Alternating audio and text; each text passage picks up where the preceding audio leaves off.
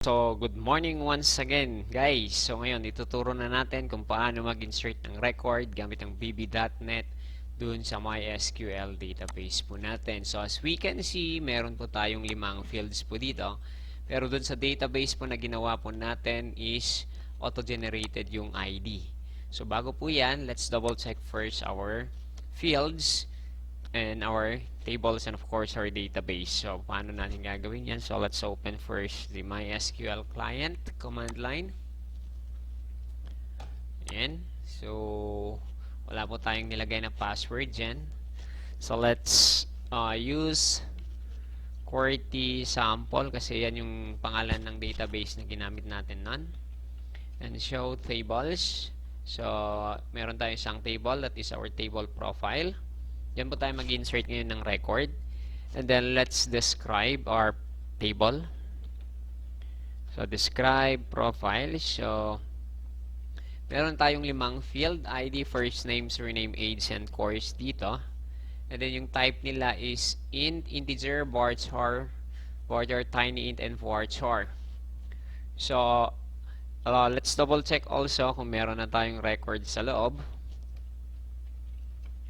Ayan, so tingnan natin. So dati meron na tayong 8 record. So now we are now ready to insert our record dun sa database gamit ang bb.net as our front end. Of course, yung framework po natin is .net and our back end will be MySQL database. So punta po tayo sa bb.net. Open po natin. And then double click the save button here. Yan, so double click po natin. Yan, dito po tayo maglalagay ng codes para makapag-insert ng record. So, ang klase ng code na gagamitin natin is we're going to use the, what you call this one, parameter. Parameter po ang gagamitin po natin. Yan, so paano natin gagawin? So, let's insert first our try and catch here. And then, let's put a message box just in case magkaroon ng error. Message box that show x.message string. So, nasa inyo kung lalagyan nyo pa ng button or any other information sa message box nyo. So, ilalagay po natin dito. Let's call first our con, that is our connection. So, ito, nakaset siya sa string variable po natin. And then, meron din tayong data reader. Magagamit natin mamaya yan for our update. Let's use first our cmd command to insert record. So, let's do the connection. So, ganito po yung connection niya. Okay, so let's insert con is equal to new MySQL connection. And then, let's call str. Okay, and then next, kasi naka-open naman siya. So, upon form load, ito, nasa form load siya. Pag nag-load na yung form natin, upon running, mag-open po yung state niya. So, mag-open yung connection po natin. So, I just use this one kasi ipapasa natin to sa MySQL command. Okay. Now, let's insert our record. Okay, lalagyan natin. So, for example, if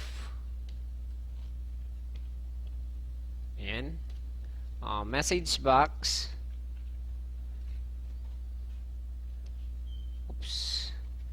message box that show lagyan po natin, do you want to save record? Yan, so magtatanong po siya ng question. And then, let's enter the title of our message box. Then, lagay natin message box button dot yes, no. And then, maglalagay tayo ng message box icon dot question. Ayan. Tapos, equals message box msgbox result dot yes, then Ayan. So, ang mangyayari po dyan, kapag nag-enter tayo ng record dun sa my form natin, and then, pag click natin yung save, lalabas yung message box. Gusto mo bang i-save yung record? Yes or no? Kapag yes, anong gagawin? Kapag no, ano yung gagawin niya? So, ito yung gagawin po natin. So, we're going to use the parameter. So, let's call this one now, the MySQL command dito, yung cmd. Okay, so paano natin gagawin? Ilalagay natin dun sa loob. So, mag-insert din tayo ng what you call this one, ng isang variable na siyang hahawak dun sa natin. It's a local variable. So, dim query as string is equal to insert. So, tandaan po natin, ito na po yung mga DML na ginagamit natin sa loob ng database po natin dun sa structured query language, which is napaka-importante rin gamitin kapag nagko-code na tayo para sa front-end natin. Into, so pangalan ng table natin sa back-end is profile. So, ano yung mga field niya? So, enter po natin. So, kasi auto-generated naman po yan. Okay, so kahit wala mo ng ID number, so let's just double check. So ano mo yan? First name, surname, age, and course. Ito po yun, na 4. So lagay po natin dyan. First name, surname, now we have age and course. Ayan, pag di kayo sigurado, tignan natin ulit. Varchar. Ito yung tignan po natin, yung mga database, type po nila, data type. First name, surname, age, and course, yung fields po natin. Yan, so ayan po. First name, surname, age, course. Then we're going to specify now the values. Yan. Values. So, kasi parameter ang gagamitin natin. Bakit parameter? Kasi later dito natin i-insert kung paano mag-insert ng blob data or mga picture sa loob ng database natin. Kasi ito yung pinaka-safe na gamitin. Ayan. ID, ilagay natin dyan fname for the first name. And then at sname for the surname. At age for age, and at course for the course. Ayan. So, ganyan lang po siya kadali. So, that's the data for our string. And then, let's execute the command. So, first, let's call this cmd. Cmd is equal to new, let's double check first. So, meron tayong, ayan, may naka-new po pala tayo dito. cmd as new MySQL command. So, wala na pong new. Okay. Or, para hindi po kayo malito kung saan ginagamit yung cmd na yan. Kasi ito, naka-declare siya as global. Kasi ginamit natin yung CMD na yan. Asan na yung CMD natin? Okay, wala pa pala. Okay, yan, global. O kaya, pwede rin kayo mag-declare ng panibagong CMD command nyo dito as local. So, for the meantime, kasi di pa pala natin ginamit yung MySQL command na yan, so, tatanggalin ko muna yung new niya kasi hindi naman natin nagamit pa. So, private CMD, dito na lang tayo mag-generate ng new for safe. New MySQL command. Ayan, so tawagin natin yung pangalan ng connection natin, that is con, and then yung pangalan ng query natin, ito, query. So, first query, and then we have the name of our connection. And then let's insert the record. So command, cmd.parameters .add. Yan. So, tawagin muna natin yung nilagay natin na parameter. So, at first name. So, at fname includes with double quotation, and then tawagin mo natin kung ano yung pangalan ng data type natin. So, MySQL DB type. Yan. Dot varchar. So, ang data niyan is 45 kasi yung nakalagay dito. Ayan, ito. First name, 100, 45, 3, and 100. So, lagay natin. That is 100. And then cmd dot parameters dot add, let's call the name of our surname, at s name MySQL DB type dot varchar, and then double check also the field size, so that is 45. Okay, so ilagay natin 45.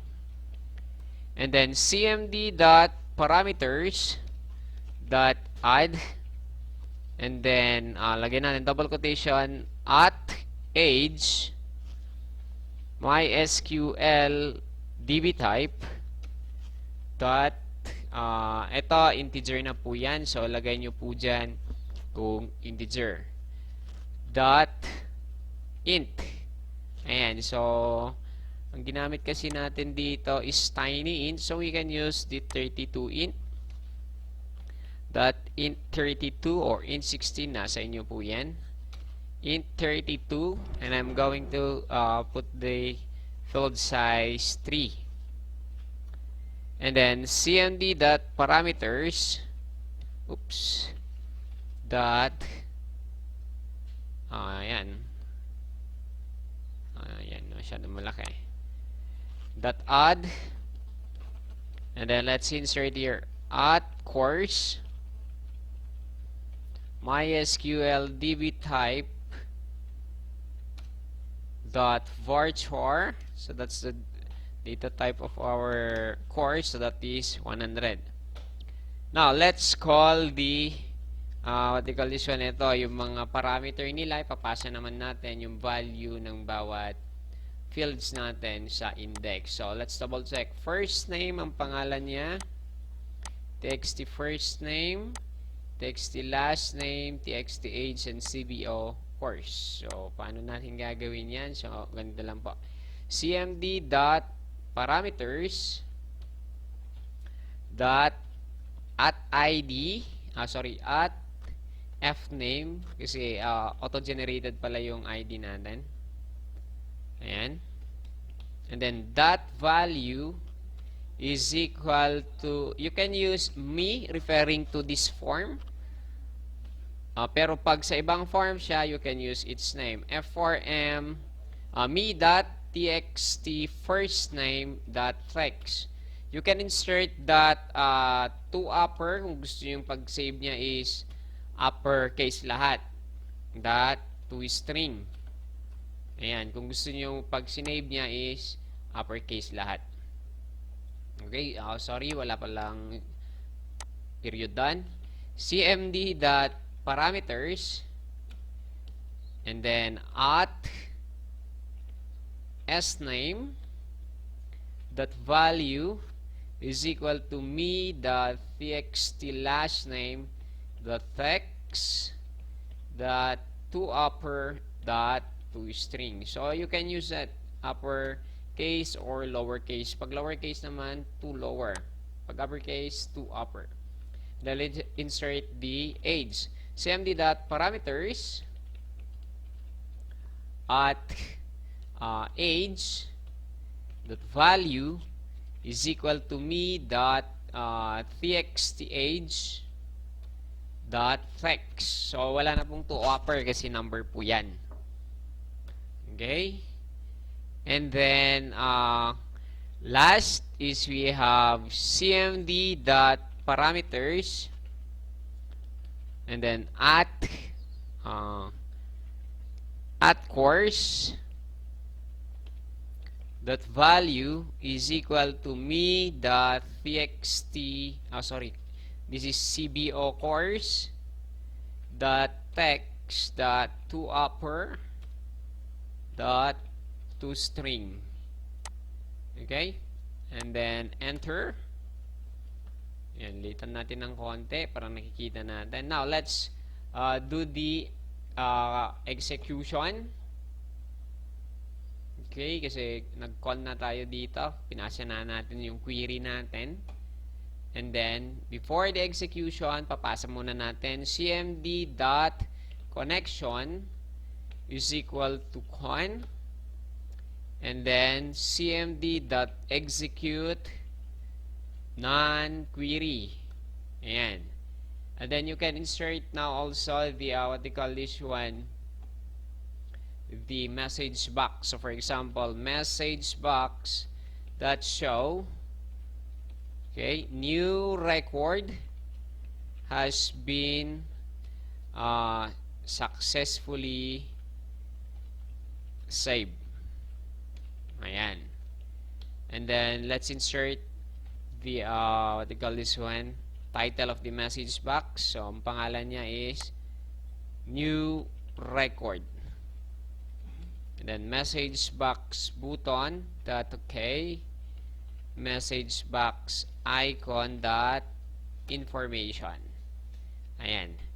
And then and if, okay, don't forget na kapag nag-save po kayo, yan, kasi naka-open po siya dito. Yan, don't forget to close. O kaya, kung gusto nyo naman, tsaka nyo na lang i-close after na meron kayong matapos lahat ng process na ginagawa nyo. Okay, so that's it. How are you going to save the record? You can use also else condition dito kung gusto nyo lagyan. Pero sa atin, ayan muna nating if na yun. Okay, so save po natin yung record. Then, let's execute. Okay, so ayan. So, nagko-compile na po siya. So, kahit anong version po ng Visual Studio, pwede nyo pong gamitin. Depende po sa machine nyo kung kaya po niya. So, connection successfully. Connected po siya sa database po natin.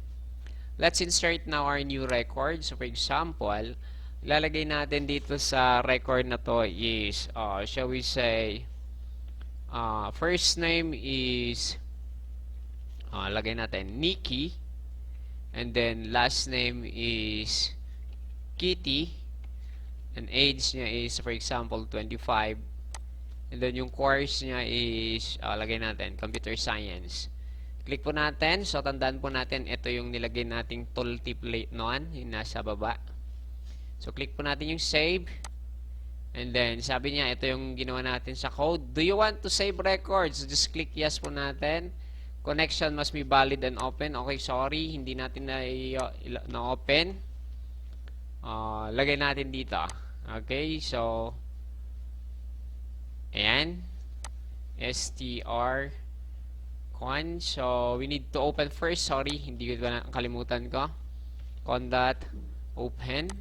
Kasi dito pala sa form load natin is, saan na yun? Ito sa form load natin, nag-close din pala tayo.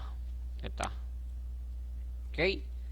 So, magkaiba kasi yung event nila. So, don't forget, kapag nag-open na po tayo doon, you can close it after the execution. Okay? You can close it after execution. You can insert here. Con.close. Or you can also insert dito sa my catch natin. Finally, con.close. Okay, kapag nagkaroon ng error, automatic i-close niya yung bawat connection natin. So, let's execute once again. Okay, connected successfully. First name, Nikki. Kitty. Age is 25 and selected course, Computer Science. Save po natin. Do you want to save record? Yes. So, sabi niya dito, new record has been successfully saved. So, just click new or file new tayo. Mag-insert pa tayo ng panibago. Lagay natin. Juanita. Lagay naman natin na last name dito is Juanita Makabayan. Ayan. Oops. Makabayan. Ang age niya is shall we say 20. Oops, wrong entry. Dun sa my course is computer engineer. So just click save. Do you want to save record? No. Pag no, wala siyang gagawin. Pag sinave natin ulit, do you want to save record? Yes. Okay, new record has been successfully saved. So just click okay. And then close lang po natin to. And then, let's double check our database kung na-insert po yung dalawang record na ginawa po natin. Ito yung dating existing na record. So, let's select all from profile kung na-insert po yung dalawang record na ginawa po natin. So, enter. So, ito na po yung in-insert po natin. Ayun yung gamit ng toUpper.toString kung gusto natin siyang i-save as uppercase. So, automatic po, nandito na po yung dalawang record po natin. So, ganun lang po siya kadali kung paano mag-insert ng record gamit ang bb.net and MySQL database. But actually, yung ginamit po natin is MariaDB na database kasi almost the same po sila ng syntax dun sa MySQL. Where in fact, ang MariaDB ay hango din siya sa MySQL na both ginawa po ng Oracle. So, that's all kung paano mag-insert. So, don't forget na mag-subscribe sa channel natin. So, stay tuned sa mga susunod na record po natin and video po natin. Ayan. Maraming salamat po.